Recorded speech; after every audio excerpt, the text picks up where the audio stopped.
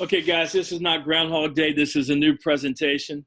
I just put this as a reminder to get your notebooks out. Two things today. I'm going to talk a little bit longer than usual. And for young guys and for old guys, there's an arm care, 3-minute arm care routine. I want you to make it a mandatory part of your pre-throwing routine. So before you pick up a ball, do that. It comes from Dr. Tom House. You can Google him or I'll explain him later.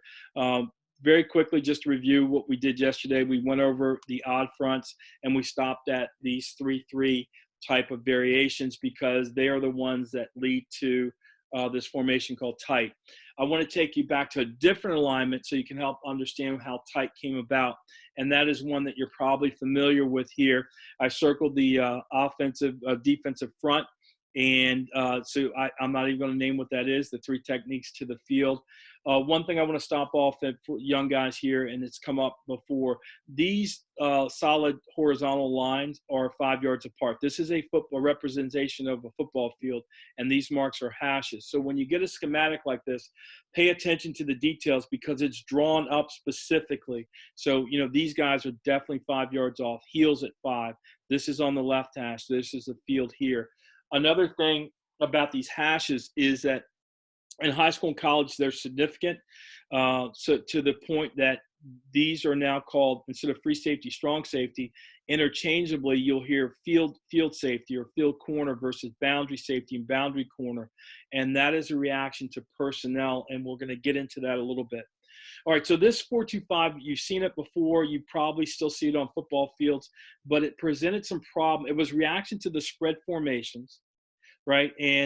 But it still presented some problems, and I want to show you what the problems were. First of all, you can, just from a common sense standpoint, you can two receivers to both sides, and you can see that it would be more easy for these guys to play one coverage than it would for these three to play one coverage. So it gave the evolution of split coverages, the idea that maybe they're playing cover 4 over here and that these two guys would play cover 2 back here, right? The idea of palms or match coverage because it would really help this guy out and wouldn't stress him as much. Palms coverage is basically these two are exchanging responsibilities as defenders crisscross or change locations. But there was a more practical problem, and it had to do with running the football. The offenses look for things that are called bubbles, soft spots in the defense. And with a basic inside zone run scheme, that's why you heard the term a lot, it was easy for offenses to kind of really make things tough on these both backers, but particularly this one right here. You often have seen on TV maybe a center or a quarterback ID the mic. That's either to set protection, but on inside zone, it's to ID where the point of attack is. And so on a basic inside zone run scheme, this center would ID the W as the mic. That's the direction they're going to run the play. Make what we call an ace call. This would be ace lion, meaning these two would be working. Let me get my pointer. These two would be working together to get this linebacker. This would be a solo block here. On the backside, this would be a deuce call by this, calling the tackle in so that these two would go handle these two people right here. And then you've been told as a quarterback to carry out your fake. Your fake or pulling the ball would be responsible for controlling this unblocked defender. And so to the front side, these three people right here could handle these three people. All right. Now, one of the answers was to gap exchange between these two. So he would go ahead and slam down hard to take the runner. He would come up to take the quarterback. And so the quarterback reading this would say, oh, he's going running back, I'll pull. And then when he pulled, this defender would be there. Reaction. Okay, we won't read you. We'll RPO this guy. So now same run action. We know he's going there. If this person stays, right, would give the ball. If this person keeps slamming down, then we're going to pop the ball behind him. More dramatic on the other side. Really, really tough. Got to get in there and play that run. Boom, here. And then if you go back, if you're going to give this safety alignment with the boundary safety, and you know that this cornerback has some vertical responsibility, you could RPO and then quick out. You see some of that from time to time. All right. So defenses didn't like that. So they said, we're going to take something away. And they came up with this tight alignment. Again, I shouldn't have to ID the front for you, but you can see now these backers really only have to play the run. And defensive coordinators that use this say spill and kill. Whether you're running zone or gap, schemes, they're going to do everything to plug the middle, to force the run sideways, spill it to the outside, and then have these guys run and kill the play. Okay?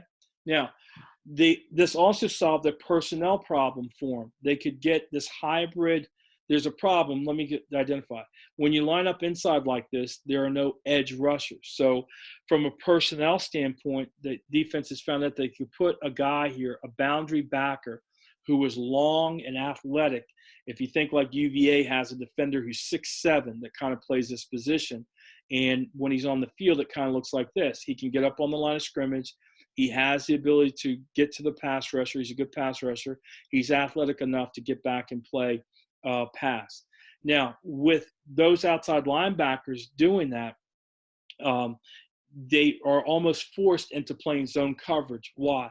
Because you don't want these linebackers matched up against slot receivers all over the field. It could really be a problem. So you're forced into playing zone. So how do they solve that? Well, they go back to hybrid coverages, which we talked about earlier. Why is he up on the line of scrimmage? Well, formation is dictating that he needs to get there. Remember, with these guys tucked inside, if you have the possibility of blocking here and getting here, you don't want to give the offense that run advantage. So the formation forces him up. And then if you went by your rules, middle field open, and you come down, you would expect to see, in most cases, a zone type of alignment. But you see that he's under 5 yards. That's almost a press man technique. You've got cover 4 zone by these defenders and man technique by these defenders. Now you need some really good cornerbacks to do that, okay? Another option is to go back to the 4-2-5. How do we know? Well, ID the front. That front, I'm not going to name it. You should know. The 3 technique is to the field. The 1 is here. Again, use your rules. Middle field closed. Come down, check the del. 5 yards or under. You've got not cover 3. You've got cover 1, okay? Are you protected? 6 possible rushers. 4 down, 2 here. 4 plus 2 is 6. You got 5 plus the back end if you need them. You're good, all right? Here's another answer, okay?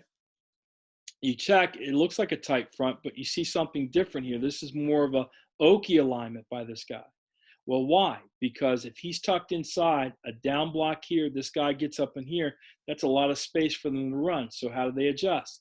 They put him in this Okie alignment along with the tight front, leverage him outside so that if you want, this is tough to get a reach block on that guy, and it takes a long time for this guy to get outside of him so they can stay tight and still stay true to their defense, which is spill and kill. But defenses always give up something. So if you have these guys playing this way, this guy running down here, what's the weakness of cover 2? The middle. So they take this guy and they plug him back into this area, okay? So study this stuff, and you will get very familiar with it, and you'll help your recognition.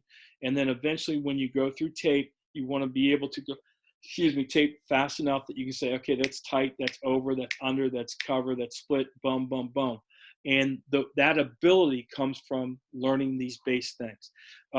At the end of this, remember you've got that arm care tape. Make it a mandatory part of your routine before you pick up and throw the football. Study this stuff, guys. I know I talk longer than usual, but it's important information. I'll be back at you tomorrow.